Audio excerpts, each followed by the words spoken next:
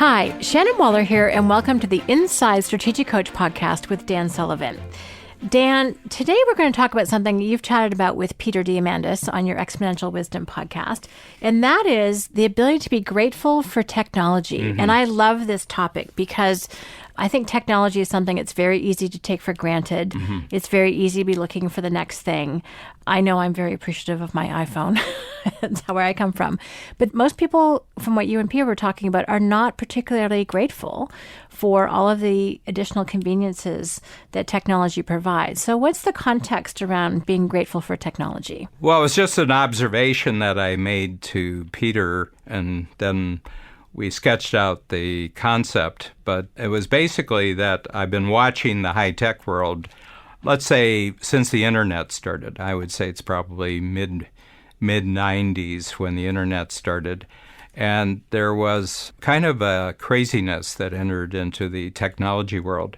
And that is, there was kind of first of all, I think collectively the entire high technology world went into the gap, to use a coach concept. And that is that no matter how good the thing that they created was, it wasn't really up to their ideal where the technology goes. And they were communicating this through their advertising to the general public and saying, don't get left out, don't get left behind. You got to start thinking, you got to be able to use your technology wherever you are. And one of the things that really alerted this to me, we did the best marketing survey that we've ever done in Strategic Coach last November. And three things came back. One is that all of our clients really wanted to scale their business. Number two is they weren't real happy about the way that they were attracting great team members. So it was scaling team members. And the third one, which really surprised me, it's the first time I've ever heard it, how do they protect their team and their scaling goals from the negativity of technological change? And I had never heard entrepreneurs, and I've been coaching for 45 years, ever position technology as a negative problem that they had to protect their team from. And I said, we've crossed a watershed in the development of technology. It's so pervasive in the world right now, and the internet has certainly brought that about, that now it's creating angst. It's not creating happiness. It's not creating satisfaction, certainly not creating meaning. If anything, there's been a draining of meaning as people are continually worried, do I have the latest technology? What technologies am I missing? Why am I not maximizing the value of this technology? I'm not getting the productivity out of it that I thought I would. It seems to be increasing the amount of complexity. It's not providing simplicity. And so I think that this is not just an entrepreneurial issue. And one of the indicators I use is just the sheer amount of drug addiction that's going on in society. And I don't mean illegal drug addiction. I mean legal drug addiction. People are drugging themselves to offset the negative impacts that they're feeling from the speed of change, the acceleration.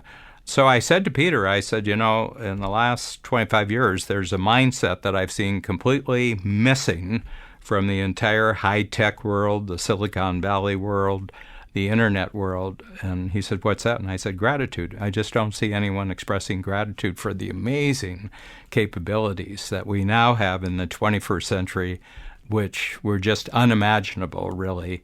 When I was born in the 1940s, grew up in the 1950s and 60s. I said, man, if I had had these capabilities back then, and I'm very thankful for it. I really appreciate my tools. I really love my technology-empowered capabilities that I have. I want to give you a little indication of two things. First of all, I said with one exception, I haven't seen any gratitude. And the one person that I found who seems to be really grateful is Tim Cook, who, as a lot of people are aware of, Apple became the first trillion-dollar company from a valuation in the world. And whenever Tim Cook talks, he invariably mentions Steve Jobs, and he always says how grateful at Apple everybody is for the fact that they were able to work with Steve Jobs, that he created a very special kind of company, and they have a very special relationship with the marketplace. They always did, continue making beautiful technology that people love using.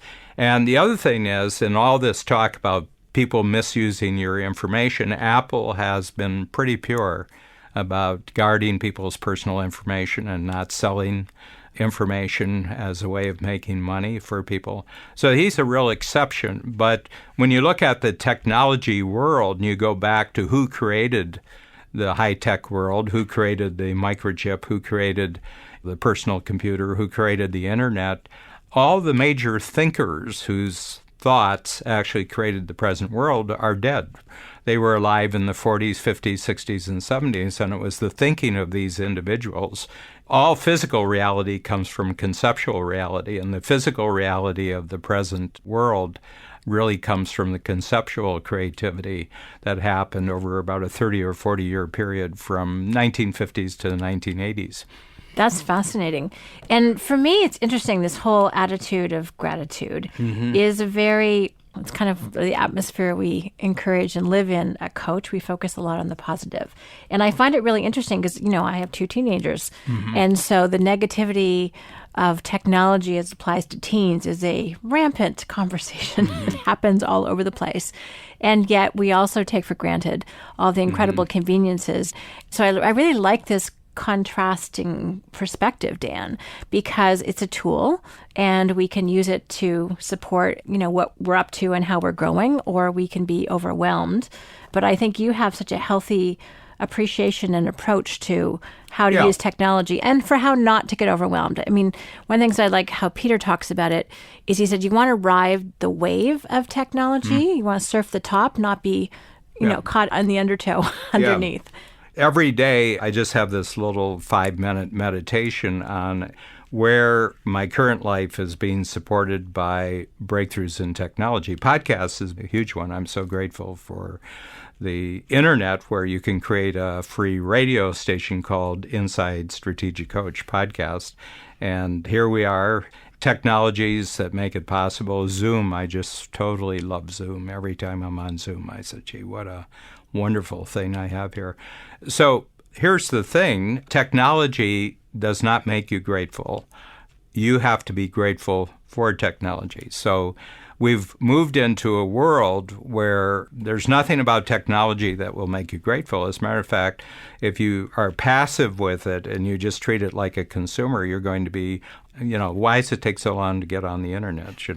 You're on the runway with a plane and it's 15 minutes beyond when they said you were going to take off, and you're angsting there, but you're traveling 2,500 miles in roughly 5 hours, and a trip that 100 years ago would have taken you a week or even more than a week to actually get there. And I said, what an amazing thing that we have.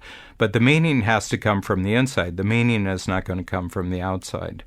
So our concept of gratitude is that reactive gratitude, somebody does something nice for you and you feel grateful, but the other person is the actor here. You have to be the actor in relationship to proactive gratitude. And I'd like to just, as we close here, link this up with the word appreciation, because appreciation has the gratitude sense of the word, but it also has the economic sense of the word. And in the economic world, appreciation means you increase the value of something. Gold appreciates, real estate appreciates. And I think that the aspect here is that you have to look at the technology and bring your appreciation to it, and then the meaning of that actually comes. But the first act has to come from the inside. And I just want to close. Babs and I got together to be partners in a team 35 years ago. We have a clock radio that wakes us up in the morning, and it's a little Sony model from the late 1970s, a little tan thing. And it's a piece of plastic, it's kind of crappy little piece of equipment. But for 35 years, it's done the one thing that we want a clock radio to do. It wakes us up. It takes a little bit of jiggling to get it on a clear station that I like.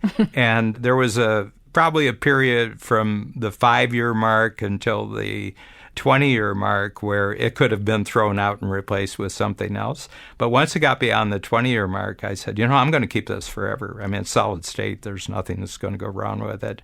And it's a little venerable piece of technology that does one thing that we love. And I've just noticed how much I love that little clock radio, and it's 40 years old. I have a silver clock radio that my dad gave me when I was 18. It's still beside my bed, and it still does exactly what it's supposed to do. Yeah, and it's attached to meaning. It's attached to other things besides just the technology. So we had a Beamer. We had an X5 SUV BMW, and I loved that car, and the reason was it had to be filled up with gas. Babs now has the Tesla X.